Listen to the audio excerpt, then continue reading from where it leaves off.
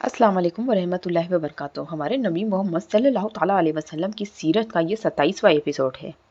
तो एपिसोड शुरू करने से पहले मैं पिछले एपिसोड के बारे में आप लोगों को थोड़ा बता देती हूँ। तो मैंने सवाल आप लोगों से ये पूछा था कि अराफा औरत यानी कि उस ज़माने में जो अराफा औरत थी वो कौन थी, क्या करती थी।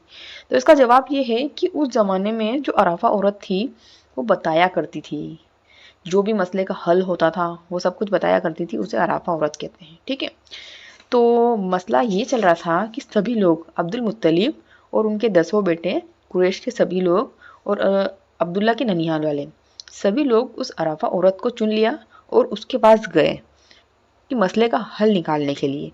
उस अराफा औरत ने लोगों के सामने मशवरा दिया कि अब्दुल्ला और 10 ऊँटों के दरमियान किरा करें।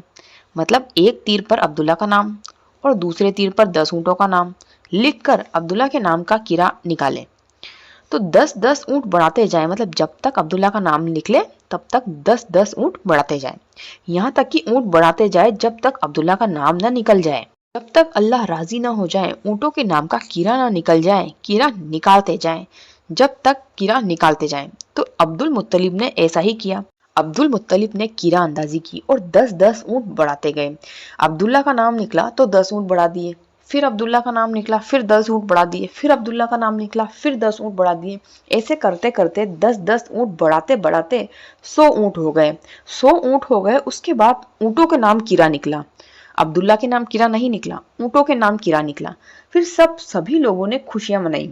अब्दुल मुत्तलिब ने 100 ऊँटों को ज़िबा किया, अब्दुल्ला के नाम के बदले 100 ऊँटों को ज़िबा किया और वहीं छोड़ दिया। जिस इंसान को जितना चाहिए उतना ले सकता है, खा सकता है। इस वाक़ये से पहले अरब में खून बहा, यानी कि जिस आदमी का खून बहता उसकी मिकदार 10 ऊँट हुआ करती थी, मगर इस वाक़ये के बाद में 100 ऊँट कर दी गई। और जब हमारे रसूलुल्लाह सल्लल्लाहु ताला अलैहि वसल्लम की तशरीफ हुई तो इस्लाम में भी इन 100 ऊँटों की मिकदार को बरकरार रखा गया। हमारे नबी सल्लल्लाहु ताला अलैहि वसल्लम का इरशाद है कि मैं खुद 2 ज़बी की औलाद हूँ। पहले सभी तो है हज़रत इस्माइल अलैहिस्सलाम और उनके वालिद साहब हज़रत इब्राहिम अलैहिस्सलाम ने हज़रत इस्माइल अलैहिस्सलाम की गर्दन पे छुरी रखी थी और अल्लाह ताला ने दुम्बा हाजिर किया था। तो ये बात तो मारूफ है, हम सब जानते हैं। और दूसरे ज़बी है अब्दुल्ला। तो इस वीडियो के जरिए आप लोगों को ये मालूम हो गया होगा कि दूसरे ज़बी अब्दुल्ला है। तो हमारे रसूलुल्लाह सल्लल्लाहु ताला अलैहि वसल्लम ये कहा करते थे कि मैं 2 ज़बी की औलाद हूँ। तो पहले ज़बी है हज़रत इस्माइल अलैहिस्सलाम और दूसरे ज़बी है अब्दुल्ला। तो हम वीडियो को आगे बढ़ाते हुए हम आगे के टॉपिक पर जाएंगे अब।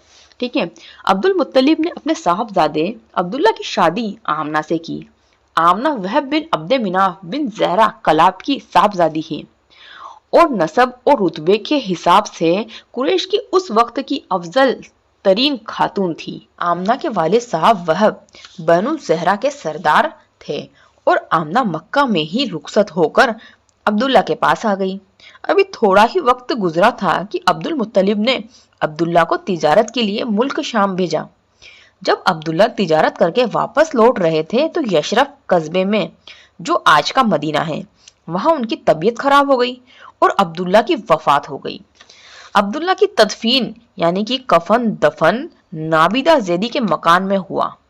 उस वक्त अब्दुल्ला की उम्र 25 साल की थी।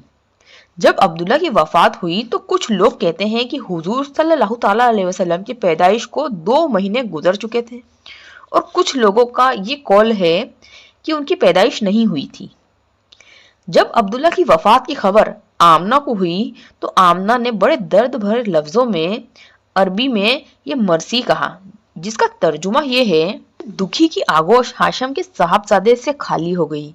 वे बागो खरोश के दरमियान एक लहब में आसूदा ख्वाब हो गया। इसे मौत ने पुकारा और उसने लब्बैक कह दिया। अब मौत ने इब्ने हाशम जैसा कोई इंसान नहीं छोड़ा। मौत ने इनका वजूद तो खत्म कर दिया मगर इनके किरदार को मौत नहीं मिटा सकती।